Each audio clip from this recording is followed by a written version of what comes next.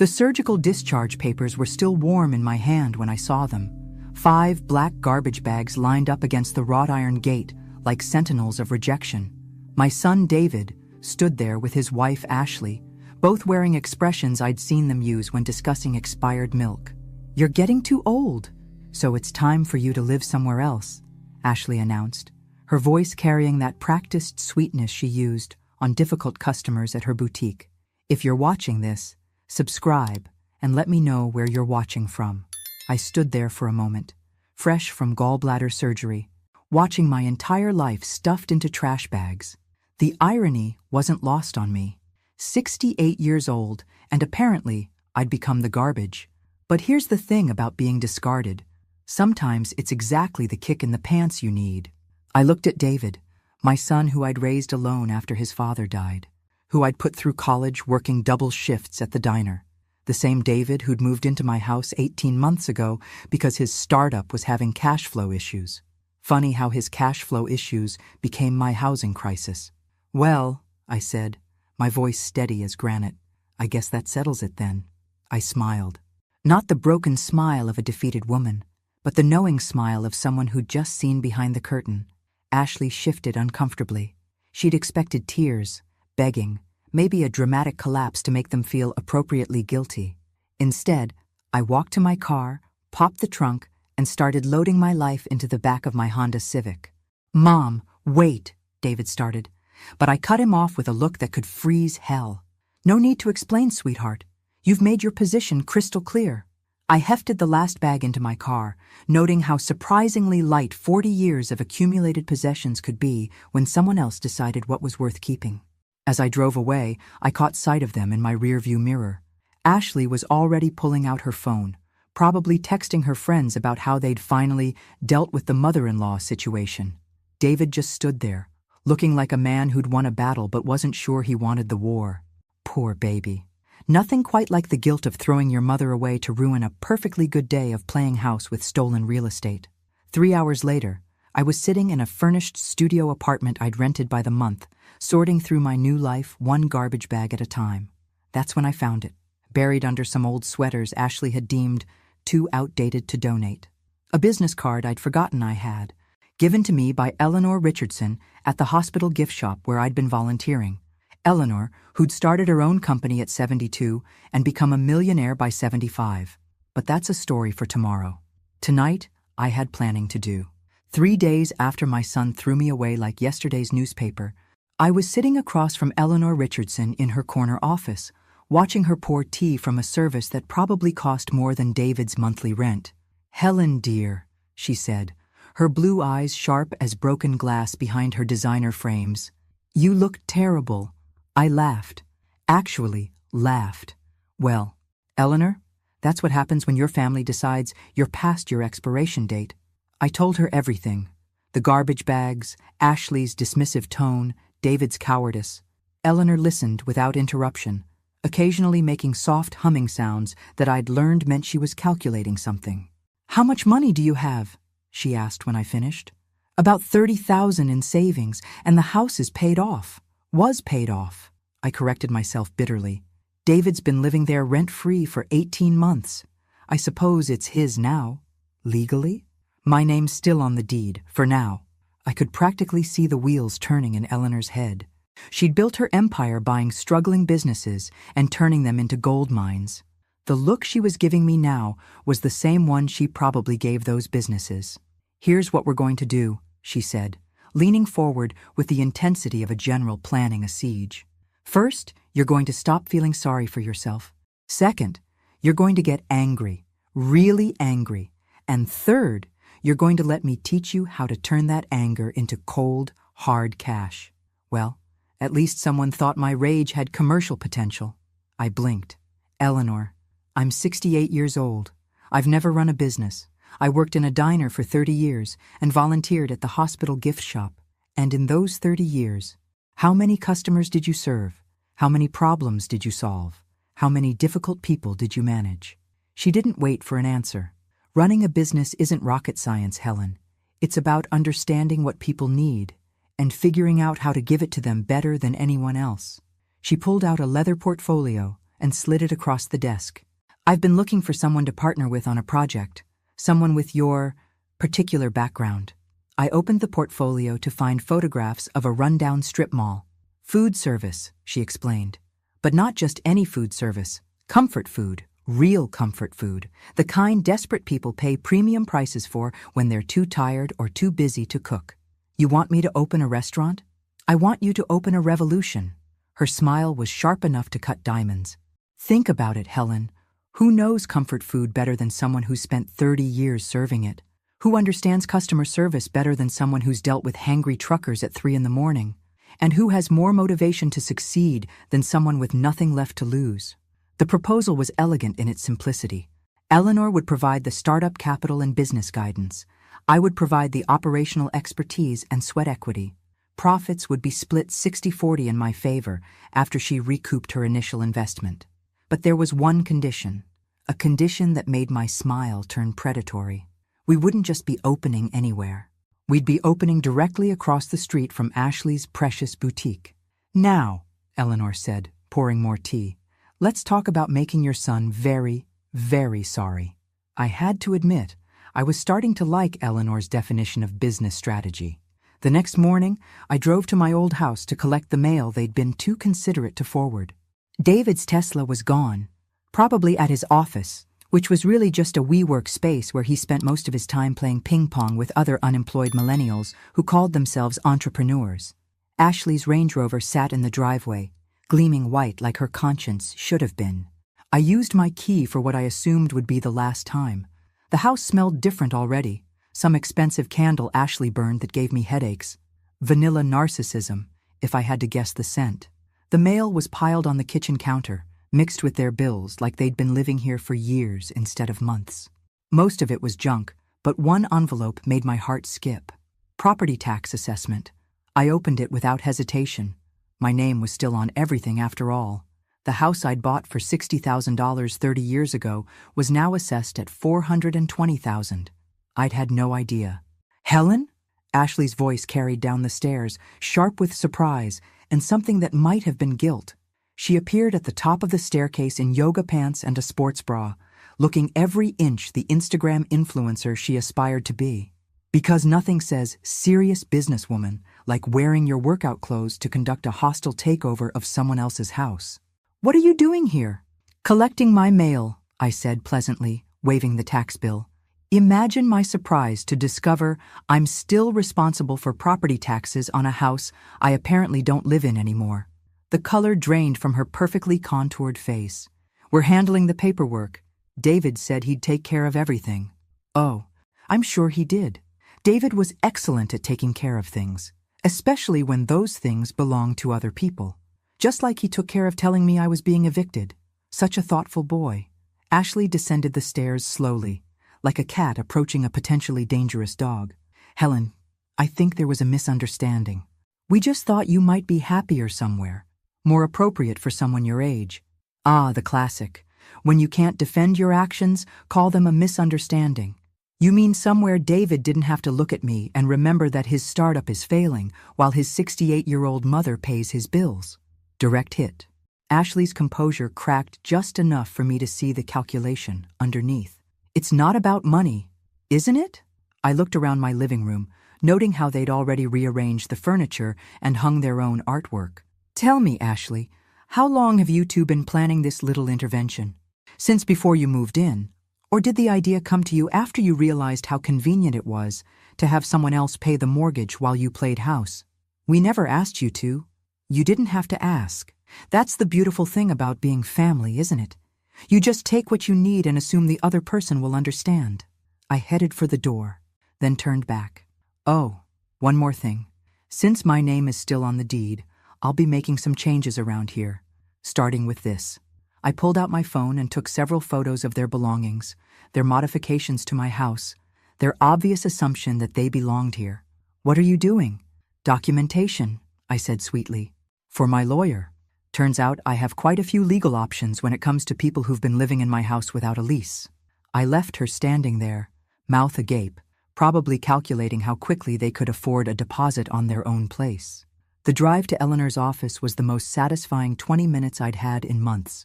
But when I walked into her building, I discovered she had company. A tall, silver-haired man in an expensive suit was shaking her hand as I approached. "Helen, perfect timing," Eleanor said. "I'd like you to meet Marcus Webb. He owns the strip mall we discussed yesterday." Marcus turned to me with a smile that was probably lethal to women 40 years younger. "Miss Camden, Eleanor tells me you're going to be our new anchor tenant." Our eyes met, and something electric passed between us. Oh, this was getting interesting. Marcus Webb had the kind of voice that made ordering coffee sound like a romantic proposition. Smooth, deep, with just a hint of a southern accent that suggested good manners and better bourbon. As Eleanor explained our business plan, I found myself studying his hands. No wedding ring, but a pale band where one used to be. Recent divorce, I'd bet my last dollar. "The location is perfect," Eleanor was saying, spreading blueprints across the conference table. "High foot traffic, easy parking, and the demographic is exactly what we're targeting. Busy professionals, stressed out parents, people who want quality food without the pretension." Marcus nodded, but his eyes kept finding mine. "What kind of experience do you have in the restaurant industry, Miss Camden?" 30 years serving food to people who hadn't eaten in 10 hours and had been driving for 12, I replied. "If I can keep truckers happy at 3 in the morning with a smile and a hot meal, I figure suburban soccer moms should be a piece of cake." He laughed, a real laugh, not the polite chuckle most people gave when they weren't sure if I was joking. "I like her," he told Eleanor. "She's got grit." "Oh, you have no idea," Eleanor murmured, shooting me a look that suggested she knew exactly what kind of week I'd been having. Marcus leaned back in his chair, studying me with the intensity of someone who'd made his fortune reading people. "Tell me, Helen, may I call you Helen? What made you decide to start a restaurant at this stage of your life?" I could have given him the sanitized version. Could have talked about following dreams or embracing new challenges. Instead, I looked him dead in the eye and told him the truth. My son and his wife threw me out of my own house last week, put my belongings in garbage bags, and told me I was too old to live with decent people. So I figured it was time to show them what this old woman is really capable of. The room went quiet. Eleanor smiled like a shark scenting blood. Marcus set down his coffee cup with deliberate care. "Good," he said finally. "The best businesses are built on revenge." By the time I left that meeting, I had a lease agreement, a realistic timeline of 16 weeks for construction and opening, and something I hadn't expected. Marcus's business card with his personal number written on the back. "In case you need anything," he'd said, his fingers brushing mine as he handed it over. Anything at all. I drove home to my studio apartment feeling like a different person than the woman who'd left that morning. I had plans now, purpose, and if I was being honest with myself, I had the first fluttering of attraction I'd felt since my husband died 5 years ago. My phone buzzed as I was heating up a frozen dinner. David's name flashed on the screen. I let it go to voicemail, then played the message on speaker while I ate my sad little portion of teriyaki chicken. "Mom, it's me. Ashley told me you came by the house today.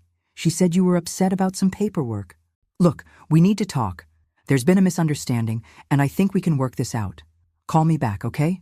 Interesting how quickly a calculated eviction became a misunderstanding once legal documents got involved.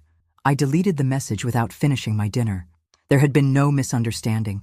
There had been a revelation. The difference was crucial. The next morning, I was back at the strip mall, walking through my future restaurant with a contractor Eleanor had recommended. The space was bigger than it looked from outside. 1,500 square feet with a small kitchen in back and room for about 40 seats. It needed work, but good bones, as my grandmother used to say. "We can have you up and running in 16 weeks, the contractor said, scribbling notes on his tablet. "Full renovation, kitchen equipment, permits, health department approvals, the works. Eleanor's given us a generous budget to work with." As he talked about fixtures and flooring, I found myself staring out the front window. Directly across the street, Ashley's boutique was opening for the day. She was arranging clothes in the window display, moving with the self-important bustle of someone who thought she was building an empire instead of playing dress-up with other people's money. Perfect view, I thought. Just perfect. Nothing like a front-row seat to watch karma work its magic. The construction started on a Tuesday, which meant Ashley had a front-row seat to watch my resurrection. I made sure to be there every morning at 7, coffee in hand, watching the contractors tear out everything that didn't serve my purpose. Sort of like what I was doing with my own life. Marcus stopped by most days, always with some excuse about checking on the electrical work or discussing lease terms. Today, he brought lunch, real lunch from some upscale deli downtown, not the gas station sandwiches I'd been living on. "You don't have to feed me," I told him. But I was already unwrapping what looked like the world's most perfect turkey club. "I know I don't have to," he said, settling onto a makeshift seat made from overturned buckets. "I want to. There's a difference." We ate in comfortable silence while the contractors worked around us. The space was already starting to take shape. Warm, honey-colored wood for the floors, deep green paint for the accent wall, industrial light fixtures that managed to look both modern and timeless. "Tell me about your marriage," Marcus said suddenly, then immediately looked embarrassed. "Sorry, that was presumptuous. It's just, Eleanor mentioned you'd been married for a long time." 38 years, I said. "Bill died 5 years ago. Cancer. It was slow. I didn't usually talk about it, but something about Marcus made the words come easier. He was a good man, steady, kind. We built a quiet life together, nothing dramatic, just solid and real." "That sounds nice," Marcus said wistfully. "My wife left me 2 years ago. Said I was boring. Apparently spending 40 years building a real estate empire wasn't exciting enough for her. She wanted adventure, romance, passion." He laughed bitterly. "She got it too, with my business partner. They're living in Costa Rica now on money that used to be half mine. I'm sorry. Don't be. Best thing that ever happened to me, even if it didn't feel like it at the time.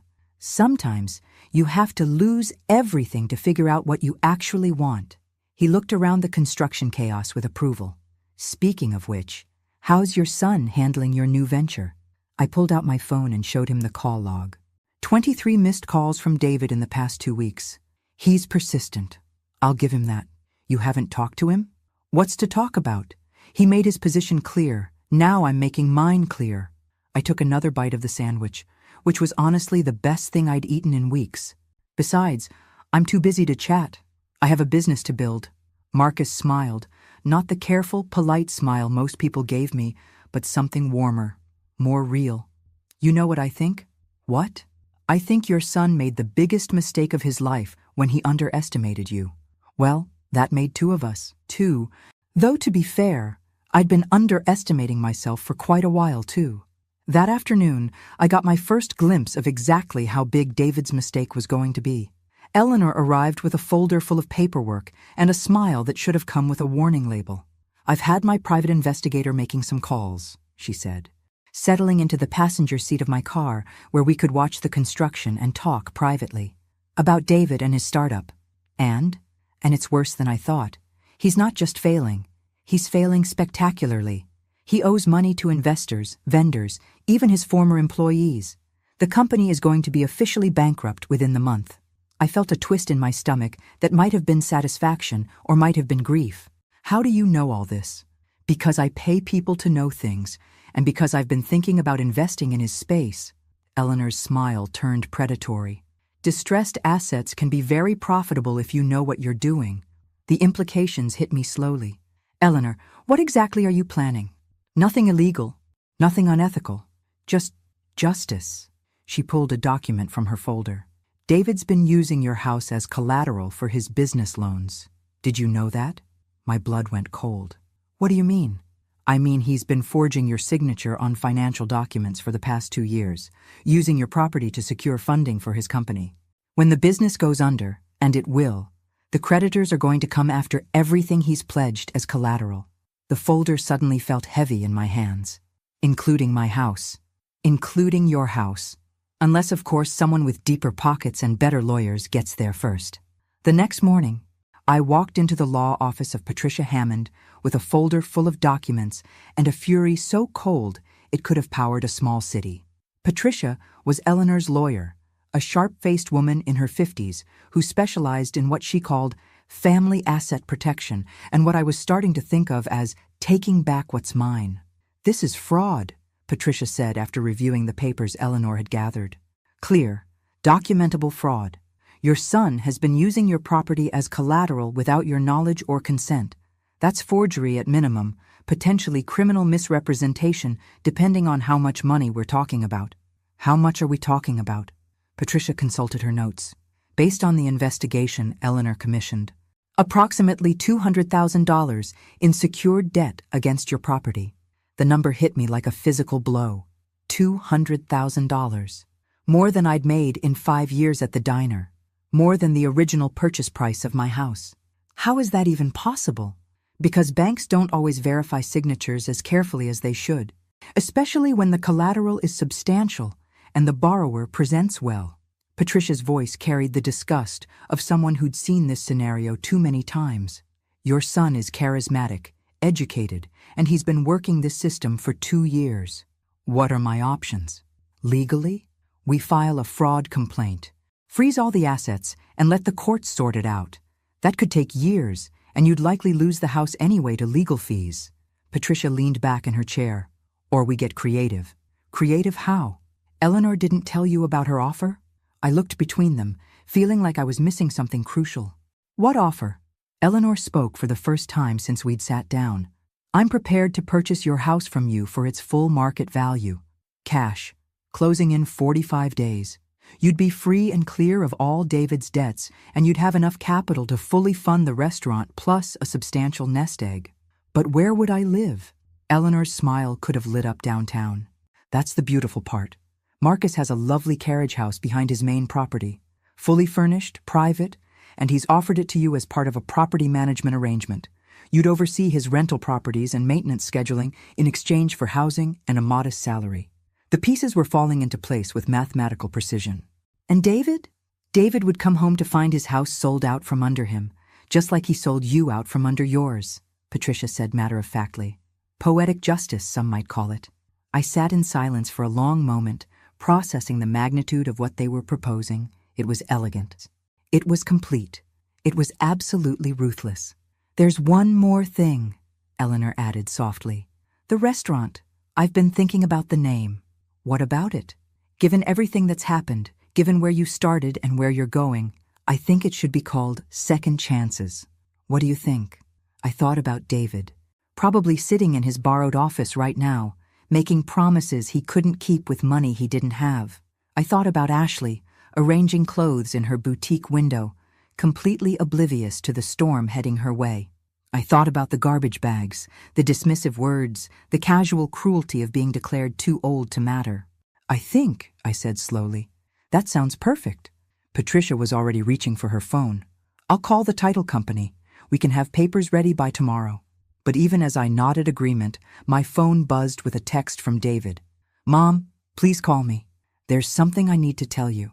It's important. Too little. Too late, I thought. But something in the desperate tone of his message made me wonder what other surprises my son had in store for me. Knowing David, it was probably something that would make forging my signature look like a minor administrative error. I called David back from the parking lot of Patricia's office, with Eleanor and the lawyer as witnesses to whatever was about to unfold. He picked up on the first ring. Mom, thank God. Where have you been? I've been trying to reach you for days. His voice carried that particular strain I remembered from his teenage years when he'd been caught in a lie. I've been busy, David, building a life. You should try it sometime. I put the call on speaker so my allies could hear whatever confession was coming. Look, I need to tell you something, and I need you to not freak out, okay? The words tumbled out in a rush. There might be some paperwork issues with the house. Some documents that got mixed up when I was trying to help manage your finances. Oh, how considerate. He was managing my finances by stealing them. Mixed up how? A long pause. Then, I might have accidentally used the house as collateral for some business loans. But it's temporary, Mom. The company's about to get a huge investment, and I'll clear everything up within the month. Accidentally, right? The same way someone accidentally robs a bank. Patricia raised her eyebrows. Eleanor looked like Christmas morning. I just felt tired. David, I said quietly, did you forge my signature? I wouldn't call it forging. I was just trying to help us both. You needed someone to handle your financial affairs, and I needed some bridge funding until, oh, how noble. Stealing from your mother to fund your failing business. They should give out humanitarian awards for that level of selflessness. Did, You forge my signature. Another pause. Longer this time. Yes. But Mom, I can fix this. The investors are definitely interested, and once the funding comes through... I hung up on him mid-sentence and looked at Patricia. I believe that constitutes a confession. Recorded and witnessed, Patricia confirmed with satisfaction. More than enough for what we need. The house sale moved forward with legal precision over the next 6 weeks. I signed the papers in Patricia's office while David was across town, desperately trying to explain to his creditors why the collateral they thought they had was no longer available. Eleanor had structured the sale brilliantly, buying the property through one of her shell companies, clearing all liens, and leaving David with nothing but his failing business and a pile of debt he couldn't hide behind my assets anymore. I moved into Marcus's carriage house that weekend. It was like stepping into a fairy tale after months of living in that cramped studio. 2 bedrooms, a full kitchen, hardwood floors, and windows that looked out onto gardens. Marcus tended himself. He helped me carry my boxes, which was really unnecessary, but gave us an excuse to be in the same space together. The property management duties are fairly light, he said, as we finished unloading my car. Mostly coordinating maintenance for my 3 rental properties and handling tenant issues when they arise. Nothing too demanding. What's the catch? I asked, because in my experience, deals this good always came with hidden costs. Marcus leaned against the doorframe, studying me with those dark eyes that seemed to see everything. No catch. Just company, I suppose. It gets quiet here by myself. Something warm unfurled in my chest. Well, I do make excellent coffee. I was hoping you'd say that. The restaurant opened 16 weeks later on a crisp October morning, with every permit properly filed and every health department requirement meticulously met. Eleanor had invited half the town. Marcus had somehow convinced every business owner in the district to stop by. And I had strategically timed the opening for Ashley's lunch break, so she'd have a perfect view of my success. The first customer through the door was Margaret Thompson, the 75-year-old retired principal who lived in Marcus's neighborhood. She ordered the meatloaf special and proclaimed it better than my grandmother's, which was high praise considering Margaret's grandmother had fed 8 children through the Depression. By noon, we had a line out the door. Real customers, not just the charity crowd Eleanor had worried about. People were ordering seconds, asking about catering, taking photos to post on social media. The register kept ringing, and I kept smiling until my face hurt. Helen! Eleanor appeared at my elbow during a brief lull, her eyes bright with excitement. Do you see the woman in the red coat by the window? I looked where she was pointing. A stylish brunette in her 60s was photographing her salmon salad with professional precision. Food blogger? Food critic. Charlotte Stevens from the Metro Weekly. She does the restaurant reviews that make or break places. Eleanor practically vibrated with excitement. She's been here for 40 minutes. That's a good sign. Through the front window, I could see Ashley standing in her boutique doorway, watching our crowd with an expression like she'd bitten into something rotten. A petty part of me hoped the critic noticed the contrast. My bustling restaurant full of happy customers versus Ashley's empty store with its overpriced clothes and attitude problem. Poor thing. It must be so hard watching success happen to people you've written off as worthless. Marcus appeared in the kitchen doorway, rolling up his sleeves. Need help back here? You don't know how to cook, I protested, but I was already tying an apron around his waist. Having him close felt natural in a way that should have scared me but didn't. I can follow orders, he said, bumping my shoulder gently. Tell me what to do. We worked together through the lunch rush like we'd been doing it for years instead of hours. Marcus proved surprisingly adept at plating salads and keeping track of order tickets. More importantly, he made me laugh even when the pressure was building and tickets were backing up. Behind you, gorgeous, he murmured as he passed me with a tray of clean plates, and I felt myself blush like a teenager. The critic left without introducing herself, which Eleanor said was standard practice. We'd know what she thought when the review came out next week, but the rest of the day was an unqualified success. We served 97 customers, ran out of 3 menu items, and had reservations booked through the following weekend. That evening, as I was tallying the day's receipts, my phone rang. Unknown number. Second chances. This is Helen. Mom. David's voice was small, defeated. I saw the restaurant on Instagram. It looks really nice. Thank you. I also got served with papers today about the house fraud. Patricia Hammond is representing you? She is. A long silence. Then, I'm sorry. I know that doesn't fix anything, but I'm sorry. I never meant for it to get this bad. I looked around my kitchen, at the successful business I'd built from nothing, at the life I was creating for myself at 68. I know you didn't mean for it to get bad, David. You meant for it to stay hidden. That's not... He stopped himself. You're right. That's exactly what I meant. Is there something you need, or are you just calling to apologize? Ashley left me. The words came out in a rush. This morning. She said she couldn't be married to someone facing criminal charges. She took most of our stuff and moved back to her mother's. Well.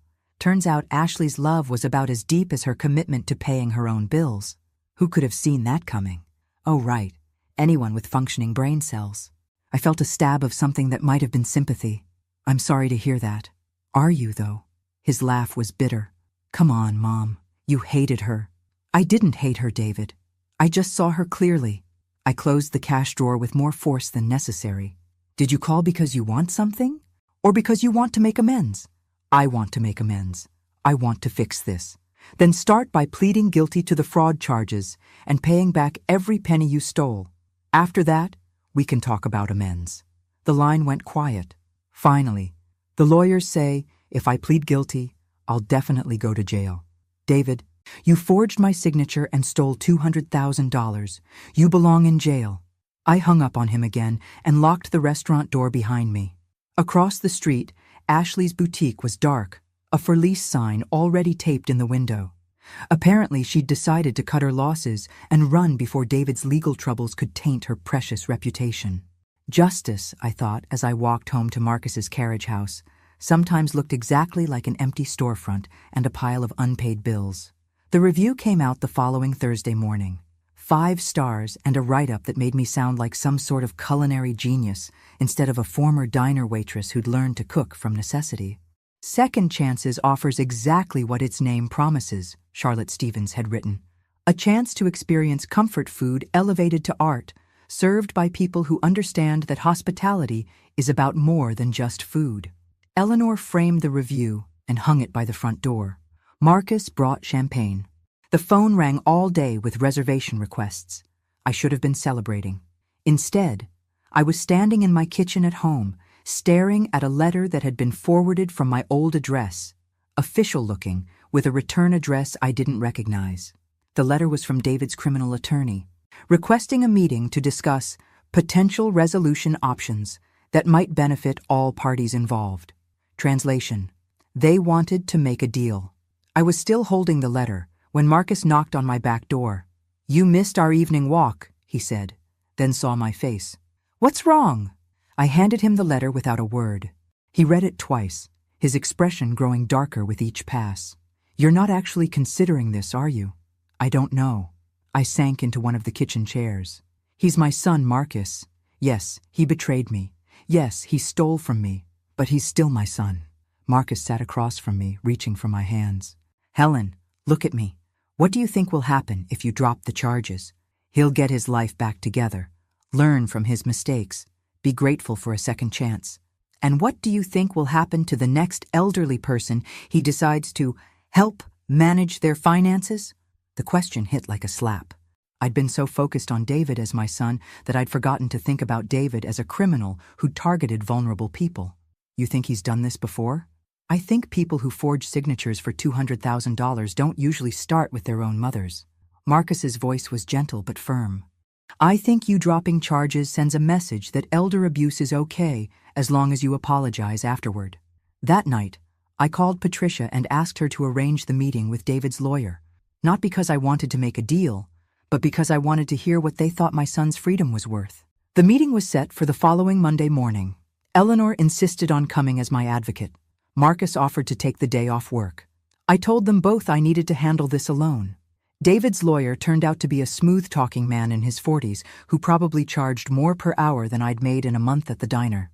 The kind of lawyer who could make armed robbery sound like a community service project. He laid out their offer with the confidence of someone who'd done this dance many times before. Your son is prepared to plead guilty to a misdemeanor fraud charge, make full restitution over 5 years, and accept 3 years probation in exchange for you dropping the felony charges, he explained. He'd also be willing to sign a statement taking full responsibility and acknowledging the harm he caused. And if I don't accept, then we go to trial, which could take months and cost you tens of thousands in legal fees, and there's no guarantee of conviction on the felony charges anyway. I studied the man across from me, with his expensive suit and practiced empathy. Where is David in all this? Doesn't he want to speak for himself? My client felt it would be more productive if we handled the negotiations professionally. Of course he did. Even now, even facing jail time, David couldn't be bothered to face me himself. He'd rather hide behind lawyers and let other people clean up his mess. Some things never change, like my son's allergy to personal responsibility. I'll consider your offer, I told the lawyer. You'll have my answer by Friday. But I already knew what my answer would be. Friday morning arrived gray and drizzling, which seemed appropriate for what I had to do. I'd asked Patricia to schedule a conference call with David's lawyer for 10 o'clock. Eleanor and Marcus both wanted to be there for support, but I needed to do this alone. At exactly 10, my phone rang. "Ms. Camden," David's lawyer began in his oily professional voice. "Have you had a chance to consider our proposal?" "I have." And the answer is no. A pause. "I'm sorry. Could you repeat that?" "No. No. I will not be dropping the charges against my son." My voice was steady, calm. I'd practiced this moment for days. David will face the full consequences of his actions in a court of law. "Ms. Camden, I think you may be making an emotional decision here. Perhaps we could arrange another meeting where your son could speak with you directly." My son had 43 years to speak with me directly. He chose to forge my signature instead. I looked out my kitchen window at the restaurant, where the lunch crowd was already starting to gather. Besides, this isn't an emotional decision. It's a business decision. A business decision? David stole from me. But more than that, he taught me something valuable about my own worth, about what happens when you let people take advantage of your love for them. I pulled out the newspaper clipping Eleanor had shown me that morning. Did you know there were 6 other elderly fraud cases in this county last year, all involving family members? Silence on the other end of the line. I won't be responsible for enabling my son to hurt other people the way he hurt me. That's not love. That's cowardice. Ms. Camden, if this goes to trial, your son could face 5 to 10 years in prison. Then maybe he should have thought about that before he decided to commit fraud. I hung up the phone and immediately called Patricia to confirm that we were proceeding to trial. 20 minutes later, as I was getting ready to head to the restaurant, David called me directly. "Mom, please," he said without preamble. "I'm begging you, don't do this to me." "I'm not doing anything to you, David. You did this to yourself. 5 years in prison, Mom. 5 years of my life gone because I made one mistake. One mistake. $200,000 in forged documents was apparently just one little oopsie, like accidentally putting salt in your coffee instead of sugar. $200,000 isn't one mistake. It's 200,000 individual decisions to steal from your mother." He was crying now. I was desperate. The business was failing. Ashley was threatening to leave. I couldn't think straight. "I never meant to hurt you." "But you did hurt me. You threw me away like garbage, remember? You told me I was too old to live with decent people. I was wrong. I know I was wrong. But please, don't send me to prison. I'll pay you back every penny. I'll do whatever you want." I closed my eyes, feeling the familiar tug of maternal instinct warring with everything I'd learned about myself in the past months. "David, what would you do if someone stole $200,000 from your children?" "That's different." "How is it different?"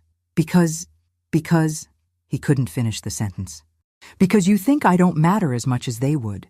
Because you think I'm old and my money is really your inheritance anyway. Because you think being my son gives you the right to take whatever you want from me." The silence stretched so long, I thought he'd hung up.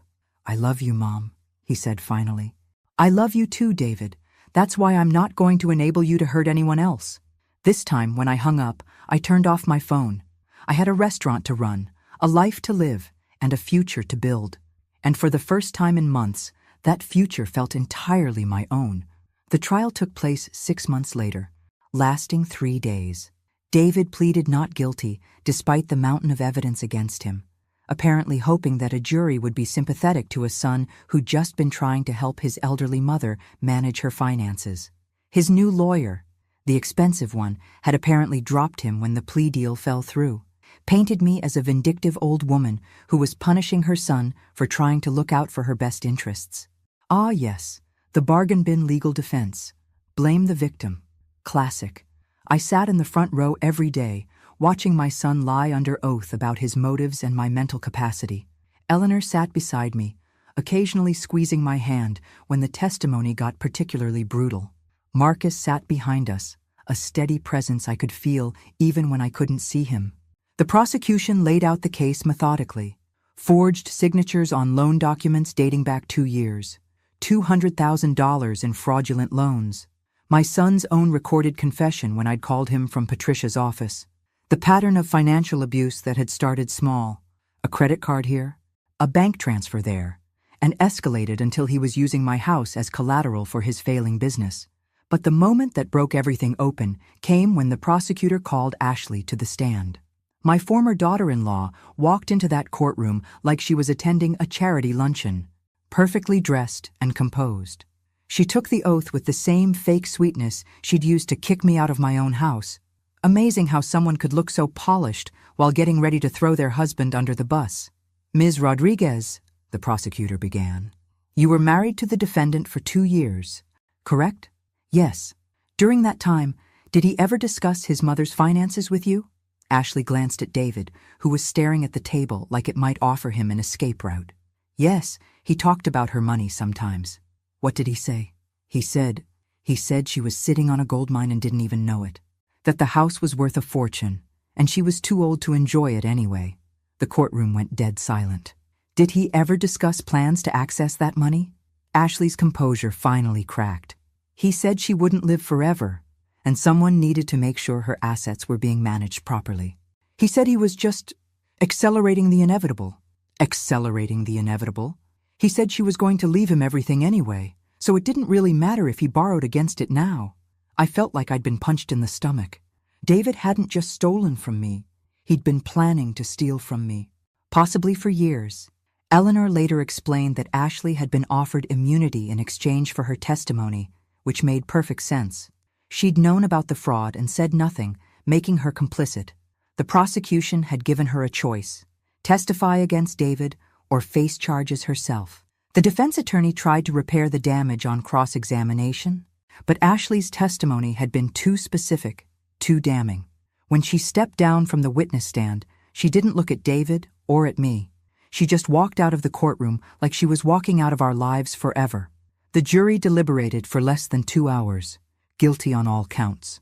David got 7 years, with the possibility of parole in 5. As they led him away in handcuffs, he looked at me one last time, not with anger or resentment, but with something that might have been understanding. I'm sorry, Mom, he said quietly. I know you are, I replied. I'm sorry, too.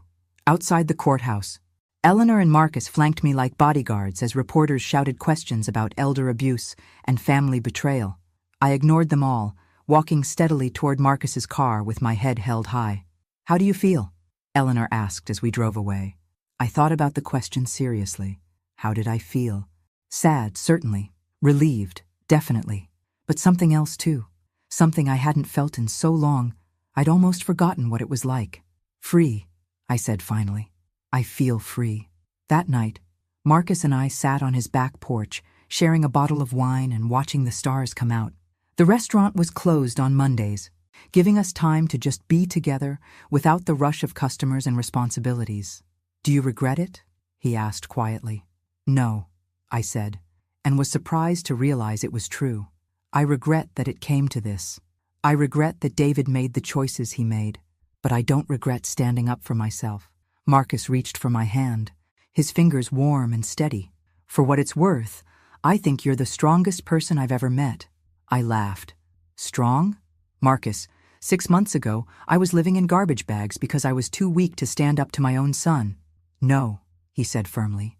6 months ago, you were grieving and trusting and hoping your family would treat you with the love you deserved. That's not weakness, that's human. Strength is what you did after you realized they wouldn't. We sat in comfortable silence, watching the lights come on in the houses around us. Normal people living normal lives, probably taking for granted that their children wouldn't steal from them, or their spouses wouldn't abandon them. What a luxury that must be, trusting your family not to forge your signature. I have something to tell you, Marcus said suddenly. My stomach clenched. What? He pulled a small velvet box from his pocket, and my heart stopped entirely. I know it's only been 6 months. I know we're both still figuring this out. But Helen, I haven't felt this happy in years, and I don't want to waste whatever time we have left being careful. He opened the box to reveal a simple diamond ring, elegant and classic and perfect. I'm not asking you to marry me tomorrow. I'm asking if you'd consider building whatever comes next together. I stared at the ring, then at his face, then back at the ring. 8 months ago, I'd been a discarded mother living on crumbs of affection from people who saw me as a burden. Now I was a successful business owner being proposed to by a man who thought I was worth fighting for. Yes, I said, laughing through sudden tears. Yes, I would very much like to build whatever comes next together. As Marcus slipped the ring onto my finger, I thought about second chances and new beginnings and the unexpected ways life could surprise you just when you thought the story was over. Turned out I'd been wrong about a lot of things. But I'd been right about one thing. Sometimes the best revenge really is living well. Thanks for listening. Don't forget to subscribe and feel free to share your story in the comments. Your voice matters.